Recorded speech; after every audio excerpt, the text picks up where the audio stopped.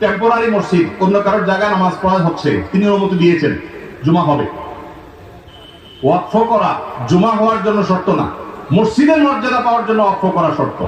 ইতিকাফের জন্য মসজিদের মর্যাদা পাওয়া শর্ত, ওয়াকফ করা শর্ত। কিন্তু জুমা টেম্পোরারি কোনো জায়গায় কেউ ভাড়া দিয়েছেন বা অনুমতি দিয়েছেন, বা আপনার কোনো ফ্ল্যাটে মসজিদে কোনো বিশেষ পরিস্থিতি যাওয়ার পরিবেশ নাই, অথবা বিদেশে মসজিদ দূরে কোন শহরে মসজিদ নাই, তখন যে কোনো জায়গায় ওই জায়গার মালিকের অনুমতি থাকলে, বাধা না থাকলে সেখানে জামাতে জুমা নামাজ পড়া যাবে।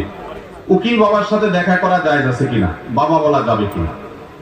উকিল বাবা হলো 2 নম্বর বাবা।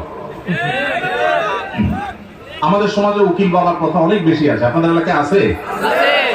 এটা হলো 2 নম্বর বাবা, নকল বাবা। নকল, এই নকল বাবা হওয়াও জায়েজ নাই, এই নকল বাবা বানানো জায়েজ নাই। ভাইরা আমার, বিয়ে